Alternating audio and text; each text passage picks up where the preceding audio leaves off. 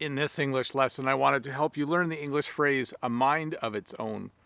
This is a phrase we use to describe a machine that starts doing things that you didn't tell it to do, or starts behaving strangely.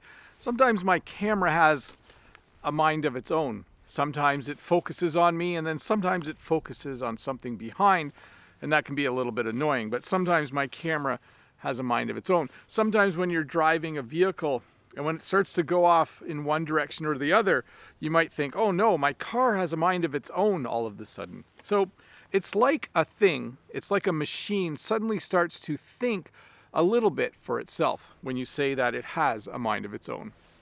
The other phrase I wanted to teach you today is the phrase to make heads or tails of it. When you can't make heads or tails of something, it means you can't figure it out. We almost always use this phrase in the negative. In fact, I should have put that in front of here. I should have put to not make heads or tails of something.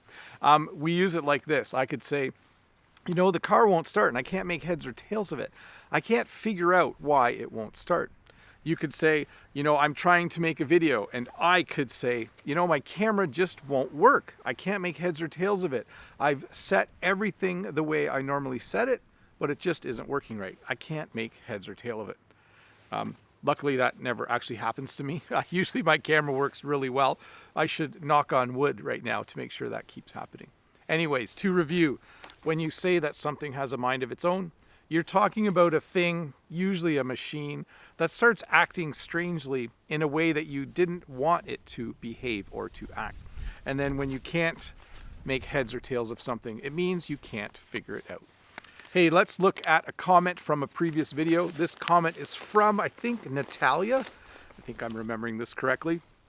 And Natalia says, I have cold feet in the winter, so I have to wear thick socks. I got cold feet before I flew on a plane for the first time. This was a comment from the video about the phrase to have cold feet. And my response was this: great use of both the literal and figurative meanings of the phrase, Natalia. So Natalia has given us two really cool example phrases that will help you understand what we mean by the literal meaning of something and the figurative meaning of something. Literally, she has to wear thick socks because it's cold in the winter, and she doesn't want her feet to get cold, so she wears thick socks. That's the literal meaning of having cold feet. And then the figurative meaning, the more of like a metaphor or simile or talking about something that actually means something else, is to say that she had cold feet before she flew for the first time. Well, thanks, Natalia, for that comment. I have to laugh because I'm not sure if you noticed, but going back to the phrases from the beginning, my camera just had a mind of its own. It just stopped recording when I was in the middle of a sentence there, and that's why you saw the little fade to black and then the fade back there. I had to kind of stop it and reset it. So ironically, my camera just had a mind of its own today while I was teaching the phrase for something to have a mind of its own. And now I'm not even sure how many minutes I've been recording. I think I have about 30 seconds left, so I'll just talk for a little bit.